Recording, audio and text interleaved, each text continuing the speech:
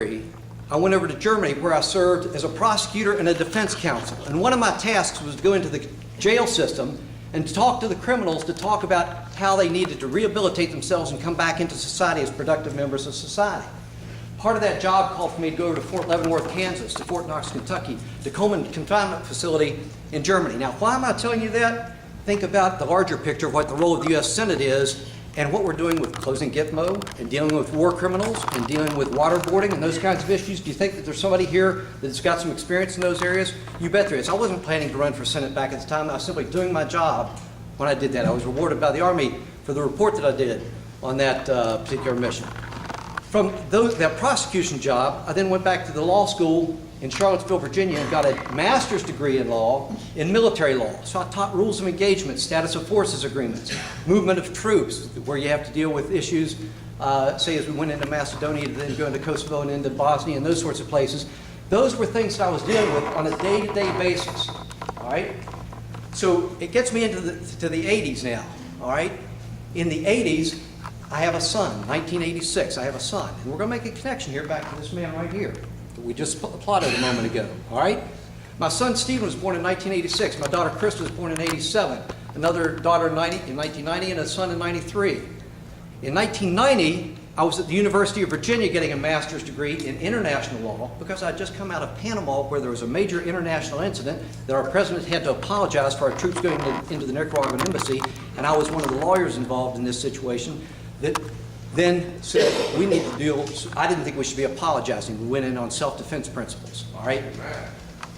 Based on that situation, I started studying Islamic law because I was going to be a teacher at the Army's JAG school and start teaching about Islam and comparative religions and comparative law. So when you see the front cover of Time magazine this week and you see a woman with her nose cut off and her ears cut off because she was leaving an abusive situation and the local imam directed that that was the proper treatment that her husband was to do to her to show that you're not allowed to do that, I understand the difference between Shia and Sunni, and I've been working those issues with Islam. I understand about the mosque in New York City because I saw mosques being built on old church sites in Sarajevo when I was in Sarajevo in 1996-97. I wrote a country law study, the rule of law, imposing the rule of law in the country of Bosnia, just as I'd done back in Panama when I talked about the rule of law there. I'd also been to the country of Peru, and I set up a human rights program for the military in Peru. So when we start talking about First Amendment rights, Second Amendment rights, Third Amendment rights, I can talk to you about first generation human rights, second generation human rights, third generation human rights, and how that applies across the board. And when we start talking about clean air, clean water, and so forth in West Virginia, we're starting to talk in third generation human rights. You think the U.S. Senate could use somebody who's been working these issues throughout his lifetime? You better believe it, they could. And so we now moved to about 1998, 99. I go to the Army War College, and there my son is working on his Eagle Scout project. Remember his son, born in 1986?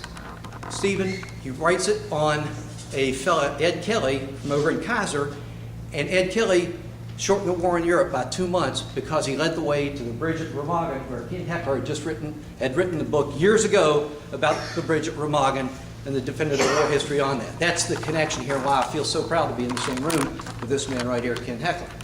That son that I told you about, Stephen, he's the one who got me in this race because today he is a lieutenant serving on the front lines in Afghanistan as a combat engineer. He's the one who asked me to run, and that is why I am here in front of you today, and I'm looking forward to talking about positions as we move through questions. Thank you.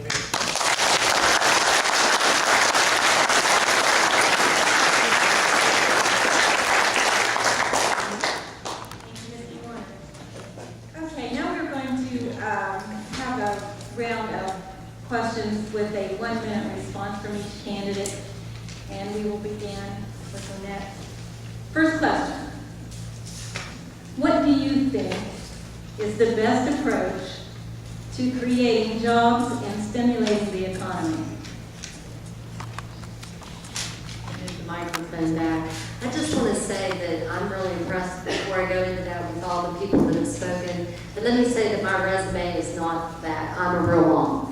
So I don't have a degree. I don't have anything to boast of, first of all. But I know what it's like for West Virginians to not keep their own money. And we need jobs. We need steel mills. I don't care if it's a shoelace factory. I had to choose between peanut butter and electric. I know what it's like. So I know how to say no. And I believe that that vote is going to count. We need to do something important for West Virginia by cutting taxes would be the first thing, and we need to stimulate the economy by making sure that there's no more spending.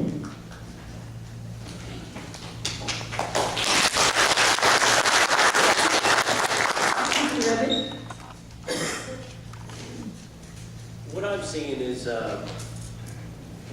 we've got to stop the borrowing deficit spending and get out from under the thumb of China. We owe them so much that they're controlling us right now. I think we need to stop being the buyer and start being the supplier again like we were in the earlier part of the century. Start producing, manufacturing our stuff here, back here in the United States, back here in West Virginia.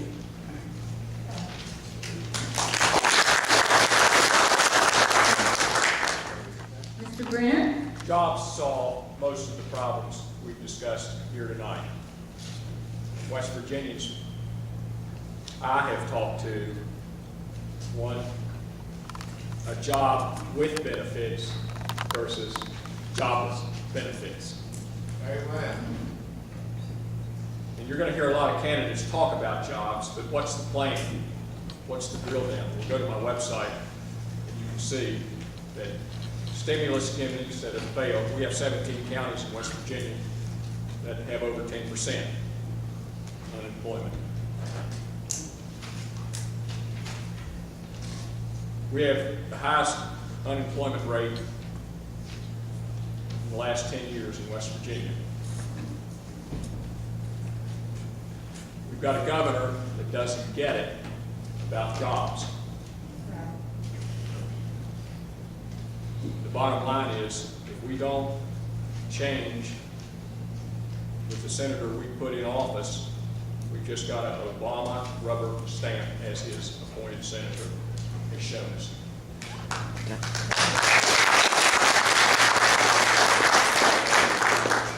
Mr. Heffler? Let me talk for a minute about mountaintop removal.